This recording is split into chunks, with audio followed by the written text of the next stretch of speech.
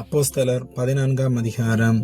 இக்கோனியா பட்டணத்திலே அவர்கள் இருவரும் யூதருடைய ஜெப ஆலயத்தில் பிரவேசித்து, யூதரிலும் கிரேக்கரிலும் திரளான ஜனங்கள் விசுவாசிக்கத்தக்கதாக பிரசங்கித்தார்கள். விசுவாசியாத யூதர்கள் சகோதரருக்கு விரோதமாக புறஜாதியாருடைய மனதை எழுப்பிவிட்டு பகை உண்டாக்கினார்கள். அவர்கள் அங்கே அநேக நாள் சஞ்சரித்து கர்த்தரை முன்னிட்டு தைரியமுள்ளவர்களாய் போதகம் பண்ணினார்கள். அவர் தமது கிருபையுள்ள வசனத்திற்கு சாட்சியாக அடையாளங்களும் அற்புதங்களும் அவர்கள் கைகளால் செய்யப்படும்படி அனுக்கிரகம் பண்ணினார். பட்டணத்து ஜனங்கள் பிரிந்து சிலர் யூதரையும் சிலர் அப்போஸ்தலரையும் சேர்ந்து கொண்டார்கள்.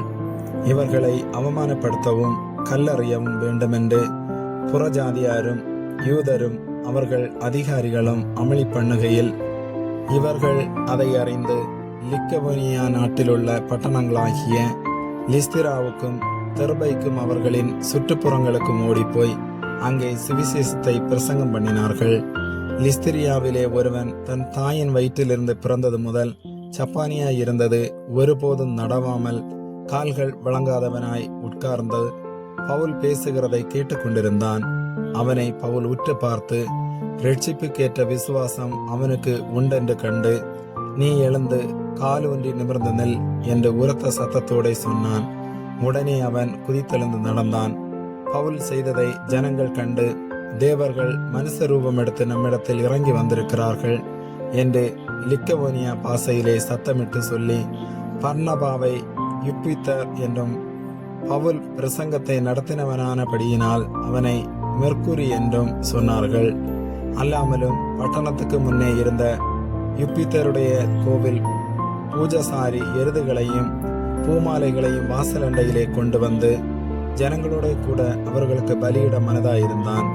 அப்போஸ்தலராகிய பர்னபாவும் பவுலும் அதை கேட்ட பொழுது தங்கள் வஸ்திரங்களை கிழித்து கொண்டு கூட்டத்துக்குள்ளே ஓடி உரத்த சத்தமாய், மனுஷரே, ஏன் இப்படி செய்கிறீர்கள்? நாங்களும் உங்களைப் போல பாடுள்ள மனுஷர்தானே. நீங்கள் இந்த வீணான தேவர்களை விட்டு வானத்தையும் பூமியையும் சமுத்திரத்தையும் அவைகளிலுள்ள யாவற்றையும் உண்டாக்கின ஜீவனுள்ள தேவனிடத்திற்கு திரும்ப வேண்டும் என்று உங்களுக்கு பிரசங்கிக்கிறோம். சென்ற காலங்களில் அவர் சகல ஜனங்களையும் தங்கள் தங்கள் வழிகளிலே நடக்க விட்டிருந்தோம். அவர் நன்மை செய்து வந்து வானத்திலிருந்து மழைகளையும் செழிப்புள்ள காலங்களையும் நமக்கு தந்து ஆகாரத்தினாலும் சந்தோஷத்தினாலும் நம்முடைய இருதயங்களை நிரப்பி, இவ்விதமாய் அவர் தம்மை குறித்து சாட்சி வழங்க பண்ணாதிருந்ததில்லை என்றார்கள். இப்படி அவர்கள் சொல்லியும் தங்களுக்கு ஜனங்கள் பலியிடாதபடிக்கு அவர்களை அமர்த்துகிறது அரிதாயிருந்தது. பின்பு அந்தியோகியாவிலும் இக்கோனியாவிலும் இருந்து சில யூதர்கள் வந்து ஜனங்களுக்கு போதனை செய்து பவுலை கல்லறிந்து அவன் மரித்து போனான் என்று எண்ணி அவனை பட்டணத்துக்கு வெளியிலே இழுத்து கொண்டு போனார்கள். சீசர்கள் அவனை சூழ்ந்து நிற்கையில் அவன் எழுந்து பட்டணத்திற்குள் பிரவேசித்தான். மறுநாளிலே பர்னபாவுடனே கூட தெர்பைக்கு புறப்பட்டு போனான்.